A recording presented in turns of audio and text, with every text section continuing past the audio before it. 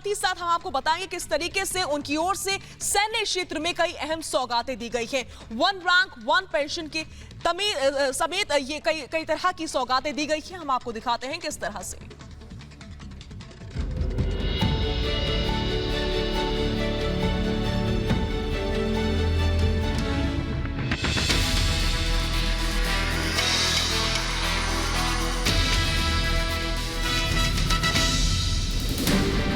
सेना, सैनिक और सैन्य उपकरण ये ऐसे मसले रहे हैं जिन्हें मोदी सरकार ने हमेशा सर्वोपरि रखा है।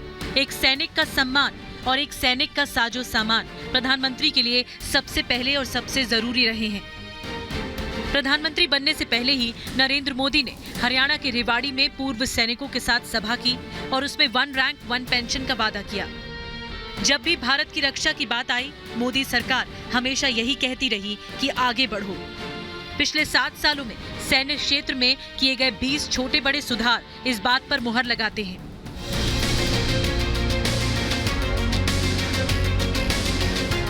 वन रैंक 1 पेंशन की शुरुआत के साथ ही मोदी सरकार ने वो काम किया जो सालों से लंबित था।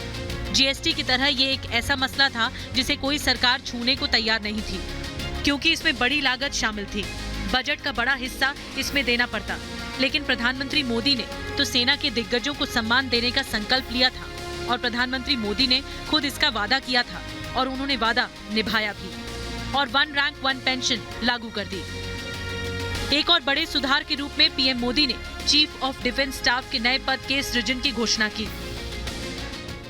आज मैं लाल किले से एक महत्वपूर्ण निर्णय की घोषणा करना चाहता हूं। इस विषय के जो जानकार हैं वो बहुत लंबे अरसे से इसकी मांग करते रहे हैं।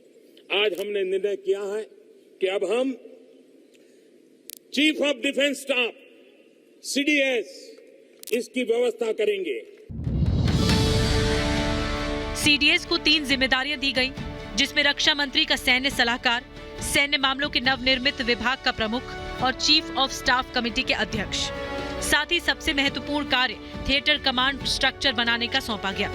सीडीएस का पद सशस्त्र बलों के बीच दक्षता और समन्वय बढ़ाने के साथ दोहराव को कम करने के लिए बनाया गया। राष्ट्रीय सुरक्षा हित मोदी सरकार के प्रमुख कारक रहे। नीतिगत बदलावों के लिए इन्हें लागू किया गया, जिससे रक्षा क्षेत्र में अधिक सामंजस्य और आधुनिकीकरण आया। सीडीएस का अपॉइंटमेंट एक बहुत महत्वपूर्ण यह एक रिफॉर्म है।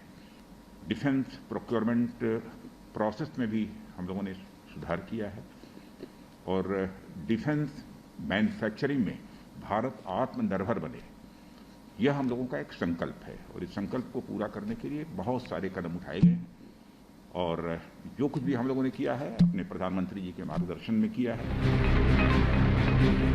मोदी सरकार में सैन्य सुधार व्यापक आधार पर किए गए, न कि सिर्फ बलों के पुनर्गठन के आधार पर। रक्षा क्षेत्र की संपूर्ण गतिशीलता को बदलने के लिए आत्मनिर्भर भारत का सुधार व्यापक आधार पर किया गया। न केवल बलों के पुनर्गठन पर, रक्षा क्षेत्र में देश को आत्मनिर्भर बनाने के लिए बड़े पैमाने पर पहल की गई। रक्षा क्षेत्र में मेड इन इंडिया को बढ़ावा देने के लिए अगस्त 2020 में 101 रक्षा वस्तुओं की एक सूची अधिसूचित की गई थी, जबकि सितंबर 2020 में नए सिरे से रक्षा अधिग्रहण प्रक्रिया 2020 शुरू की गई। 2020-21 में स्वदेशी रूप से निर्मित रक्षा उपकरणों के लिए 52,000 करोड़ रुपए का बजट निर्धारित किया गया। भारत इलेक्ट्रॉनिक्स लिमिटेड BEL ने मई 2020 में कोविड-19 संकट के दौरान जरूरत को देखते हुए रिकॉर्ड समय में एक वेंटिलेटर विकसित किया।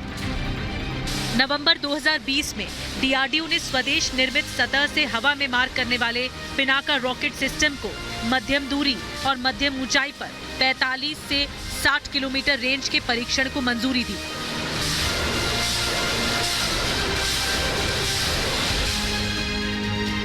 दो 2018-19 में बजट भाषण में देश में 2 डिफेंस इंडस्ट्रियल कॉरिडोर बनाए जाने की घोषणा की गई। इनमें से पहला तमिलनाडु के 5 और दूसरा उत्तर प्रदेश के 6 शहरों में बन रहा है। अलीगढ़, आगरा, झांसी, चित्रकूट, कानपुर और लखनऊ में डिफेंस कॉरिडोर बन रहा है। डिफेंस कॉरिडोर में बुलेट प्रूफ जैकेट, ड्रोन, लड़ाकू विमान, हेलीकॉप्टर, तोप और उसके गोले, मिसाइल, विभिन्न तरह की बंदूकें आदि बनाए जाएंगे।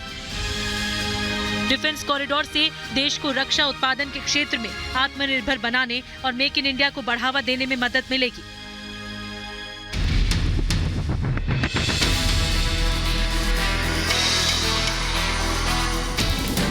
मोदी सरकार में रक्षा निर्यात में पर्याप्त वृद्धि हुई।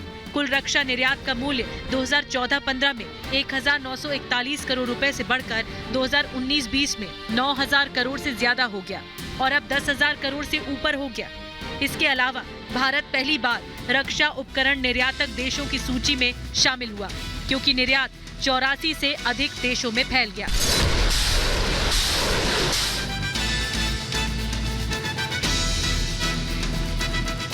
बीते 1 अक्टूबर से एक नया अध्याय लिखा गया। 220 साल पुराना आयुध निर्माणी बोर्ड भंग कर दिया गया था। 41 आयुध कारखानों को 7 रक्षा सार्वजनिक उपक्रमों के साथ विलय कर दिया गया।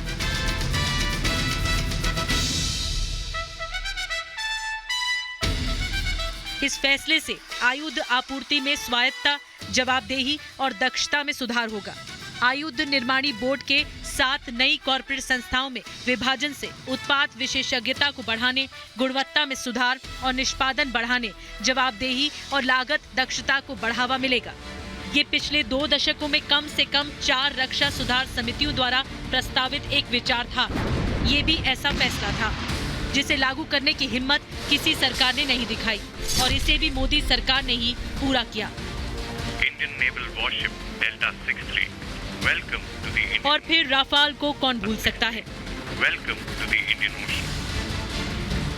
आपने हमें कहा था कि प्यार से आप चर्चा करना चाहते हैं, तो फिर आप दौड़ क्यों रहे, भाग क्यों रहे? आप आइए, राफेल के बारे में बात कीजिए।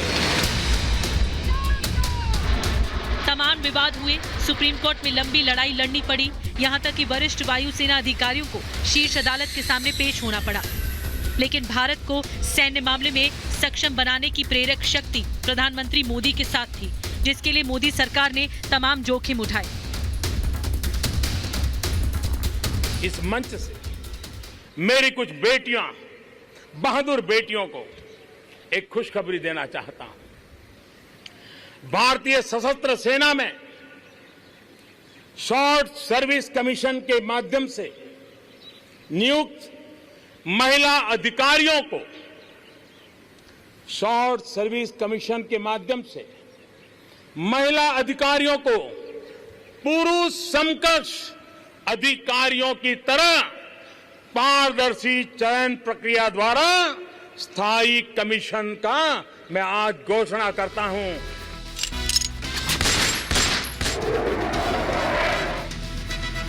मोदी सरकार में सैन्य सुधार सभी क्षेत्रों में रहे।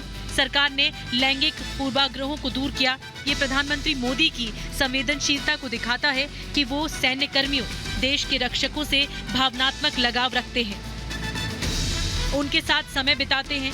प्रधानमंत्री बनने के बाद हर बार उन्होंने दिवाली जवानों के साथ मनाई। 2014 में सियाचिन, 2015 में पंजाब में पाकिस्तान बॉर्डर, 2016 में किन्नौर में आईटीबीपी पोस्ट, 2017 में जम्मू कश्मीर के बांदीपुरा में, 2018 में हारसिल सेक्टर में, 2019 में राजौरी में, 2020 में जैसलमेर में उन्होंने जवानों के साथ दिवाली मनाई। ये वो काम था जो वो गुजरात के मुख्यमंत्री रहने के दौर से करते आ रहे थे। वो तब भी दिवाली जवानों के साथ ही मनाते थे। ये उनके सैनिकों के प्रति लगाव को दिखाता है और 7 साल में सैन्य सुधार उसी लगाव और प्रेरणा और देश को आगे रखने की नीयत का परिणाम।